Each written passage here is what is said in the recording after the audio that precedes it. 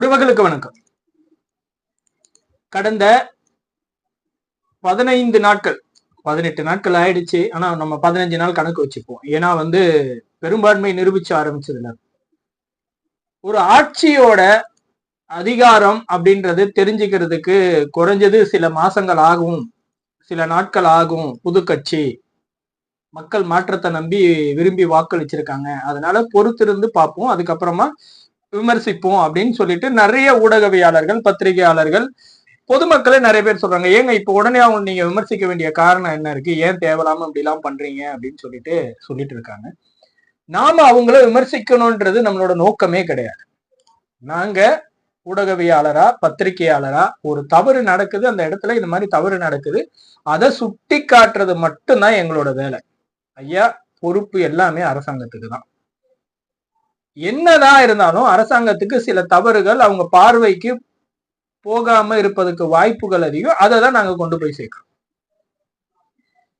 இப்ப ஏன் இதை பத்தி சொல்றோம் அப்படின்னு கேட்டீங்கன்னா, இந்த அரசாங்கத்துக்கு தெரிஞ்சே சில தவறுகளை செய்யறாங்களா, இல்ல இந்த மாதிரி தவறுகள் இவங்களுக்கு தெரியலன்னு சொல்லலாமா அப்படின்றது நமக்கு புரியல.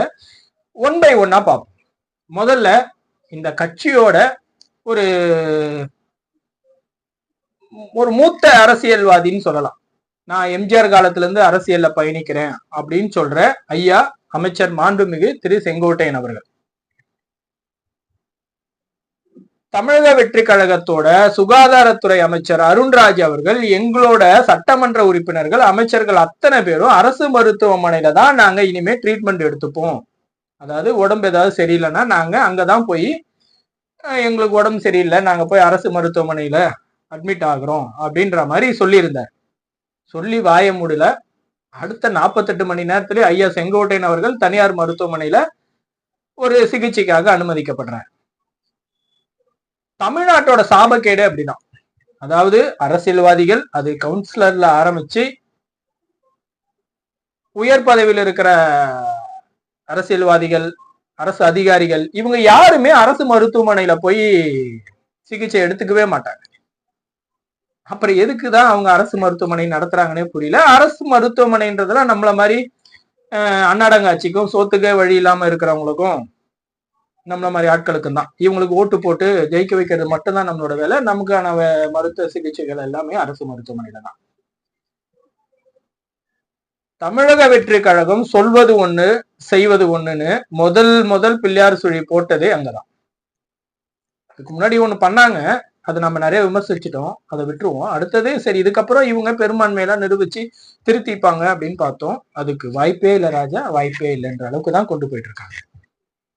ரெண்டாவது விஷயம், இவங்க ஆட்சி பொறுப்பேற்று பெரும்பான்மை சட்டமன்றத்துல நிரூபிச்சு இவங்களோட கொள்கையெல்லாம் விலக்கி ஆட்சியை நடத்த ஆரம்பிச்சு, துறைகள் யாராருக்கு ஒதுக்கப்படலைனாலும் சில பேர் முக்கியமான துறைகள் எல்லாம் நிர்வகிச்சுட்டு இருந்தாங்க. அதுல ஐயா மாண்புமிகு அமைச்சர் சிடிஆர் நிர்மல்குமார் அவர் தமிழகத்துல தொடர்ந்து திட்டமிட்டு மின்சார தட்டுப்பாடு இருக்கிறதாவும், மின்சார வெட்டு ஏற்படுது, பவர் கட் அங்கங்க நடக்குதுன்னு சொல்லி சொல்றாங்க. அதெல்லாம் பொய், அப்படிலாம் தமிழ்நாட்டுல நடக்கவே இல்லை அப்படின்னு அவரு பொய் சொல்றாரா, இல்ல ஊடகங்கள்லாம் பொய் சொல்லுதா, இல்ல பொதுமக்கள்லாம் போராட்டம் ஆர்ப்பாட்டம் நடத்தினாங்க நாங்க பொய் சொல்றோமான்னு தெரியல. அதுல வேற ஒரு முத்தான ஒரு வார்த்தையை உதிர்த்தாரு. திராவிட முன்னேற்ற கழகம், அதோட அரசு அதிகாரிகள் இதுல சதி பண்றாங்க அப்படின்னு சொல்லிட்டு. இவங்க என்னைக்குதான் மாற போறாங்கன்னே புரியல. கரூர்ல சம்பவம் நடந்தாலும் அதுக்கு திராவிட முன்னேற்ற கழகம் தான் காரணம், சதி தான் காரணம். இப்ப பவர் கட்டு ப்ராப்ளம், இதுக்கும் திராவிட முன்னேற்ற கழக அரசு அதிகாரிகள் சதிதான் காரணம். என்னங்க, உங்க ஆட்சி தானே நடக்குது, புரிஞ்சுக்கணும்ல நீங்க. சரி, அதை விட்டுரும். 23 அமைச்சர்கள் புதுசா பொறுப்பேற்றாங்க. துறைகள்லாம் அவங்களுக்கு ஒதுக்கப்பட்டது. எல்லாரும் அவங்கவுங்க துறைகள் எல்லாம் போய் ஆய்வு செஞ்சாங்க. தமிழ்நாடே அல்லோல கொள்ளப்பட்டது. எல்லாருமே பாத்தீங்கன்னா எல்லாம் ஹாஸ்பிட்டல். என்னடா ஹாஸ்பிட்டலுக்கா போய் இவங்க ஆய்வு நடத்துறாங்கன்னு பார்த்தா, ரூட் மாஃபியாவோட அன்னைக்கு ப்ரோக்ராம் அதுதான். இது என்ன ரூட் மாஃபியா அப்படின்னு கேட்டீங்கன்னா, இதுதான் தமிழக வெற்றி கழகத்துக்கு ஆட்சிக்கு கொண்டு வர்றதற்கான மிக மிக முக்கியமான ஒரு ஊடகம். ஊடகம் தான் சொல்லணும். அது ஏன்னு கேட்டீங்கன்னா அவங்கதான் ஒட்டுமொத்த தமிழ்நாட்டோட மக்கள் என்ன மாதிரி இன்ஸ்டாகிராம்ல ரீல்ஸ் பார்க்கணும், யூடியூப்ல என்ன மாதிரி ரீல்ஸ் பார்க்கணும், யூடியூப்ல என்ன மாதிரி ஸ்டோரிஸ் அவங்க பார்க்கணும், ஃபேஸ்புக்ல அவங்க என்ன பார்க்கணும், எக்ஸ் தளத்துல அவங்க என்ன பார்க்கணும், டெலகிராம்ல என்ன பார்க்கணும்ன்றத முழுசுமா அந்த அல்காரிதமை புரிஞ்சு அதுக்கேத்த மாதிரி மக்கள் கிட்ட கொண்டு போனாங்க. அதனாலதான் எதிர்கட்சிகள்ல இவங்கள இன்ஸ்டாகிராம் ஆட்சி, ரீல்ஸ் ஆட்சின்னு சொல்லிட்டு இருக்காங்க. அவங்களும் அப்படிதான் பண்ணாங்க. ஒரு மருத்துவமனைய ஒரு சட்டமன்ற உறுப்பினரோ அமைச்சரோ பார்வையிடலாம், ஆய்வு செய்யலாம், அதுக்கு அவங்களுக்கு அத்தனை உரிமையுமே இருக்கு. ஆனா போனவங்க அத்தனை பேரும் அங்க என்ன பண்ணாங்கன்றத வெட்ட வெளிச்சமா உங்களுக்கே ரீல்ஸ்ல பாத்திருப்பீங்க. யாருமே கழிவற பக்கமே போயிருக்க மாட்டாங்கன்னு வச்சுங்களேன்.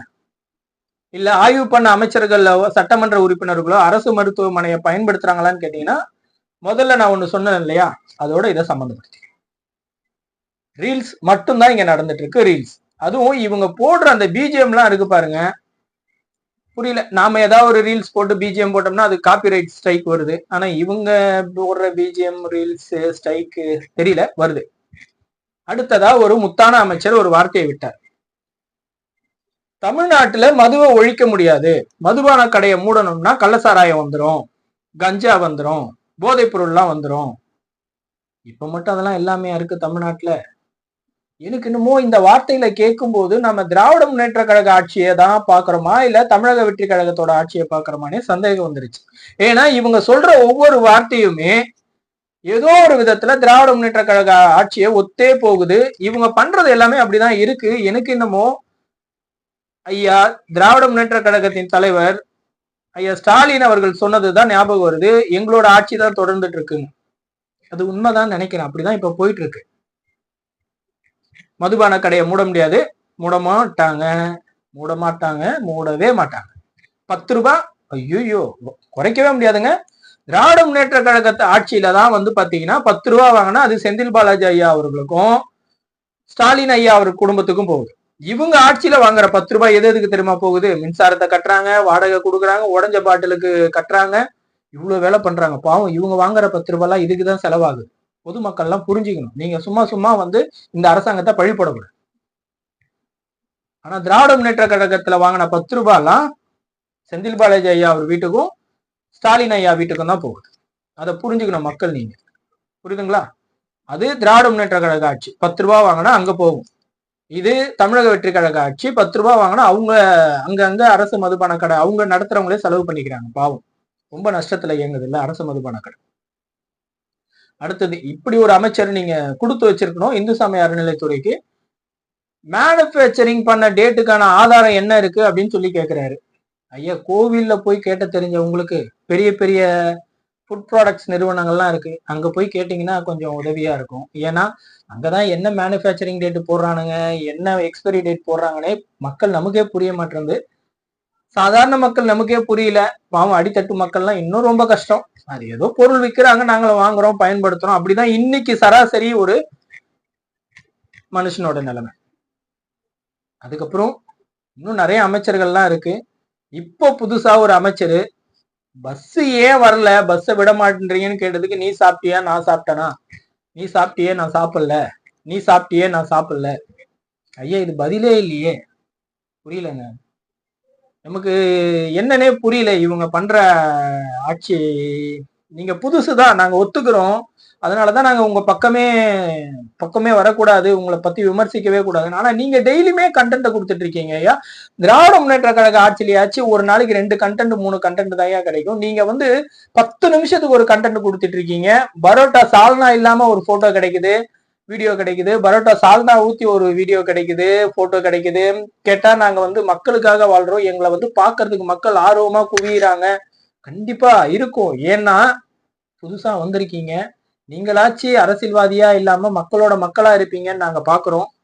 ஆனா என்ன தமிழக மக்களோட சாபக்கேடோ தெரியல, அது அப்படியே தொடர்ந்துட்டு தான் இருக்கு.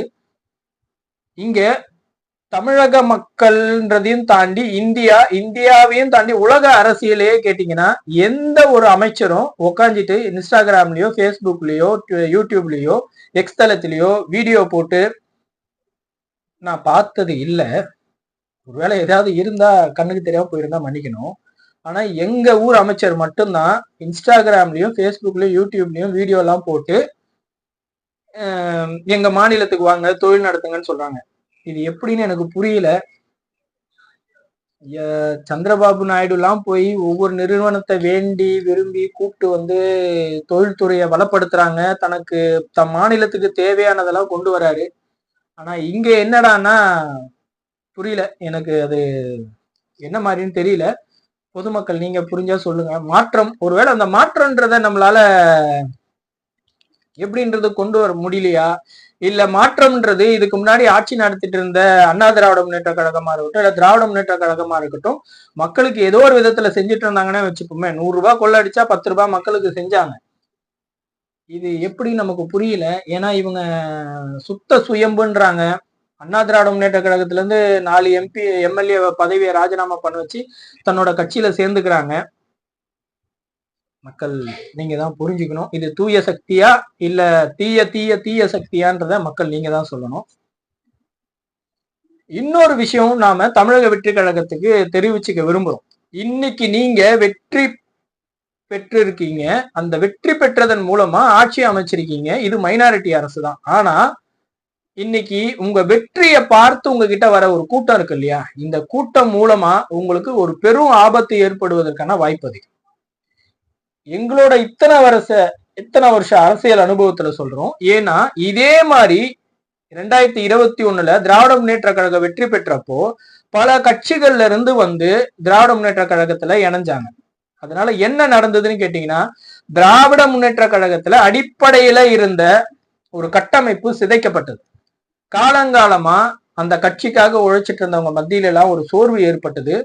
இன்னைக்கு திராவிட முன்னேற்ற கழகம் 24 கட்சியோட கூட்டணி பல லட்சம் கோடி ரூபாய தேர்தலில் செலவு பண்ணி அவங்களால ஜெயிக்க முடிஞ்சது வெறும் 59 தொகுதி தான். நல்லா புரிஞ்சுக்குங்க. மக்கள் எப்பவுமே அவங்களுக்கான தேவைகளை மட்டும்தான் பார்ப்பாங்க. இன்னைக்கு உங்களை சுத்தி நீங்க வெற்றி பெற்றதுக்கு அப்புறமா வர கூட்டம் இது ரொம்ப ஆபத்தான கூட்டம். இது உங்களோட கட்டமைப்பை கண்டிப்பா சிதைக்கும். காலங்காலமா திரு சி ஜோசப் விஜய் அவர்களோட ரசிகர் மன்றமாகவும் மக்கள் இயக்கமாகவும் இன்னைக்கு உங்களோட அரசியல் கட்சியில 2.5 வருஷம் திராவிட முன்னேற்ற கழகமும் அண்ணா திராவிட முன்னேற்ற கழகத்துக்கும் அடிபட்டு உதப்பட்டு மிதிப்பட்டு இன்னைக்கு ஏதோ ஒரு விதத்துல உங்களோட கட்டமைப்பை உருவாக்கிட்டு இருப்பாங்க. ஆனா இன்னைக்கு இந்த புதுசா மாற்று கட்சியில இருந்து வரவங்க அத்தனை பேரும் அவங்க மட்டும் வரமாட்டாங்க, அவங்களோட ஆட்களையும் உள்ள கொண்டு வருவாங்க.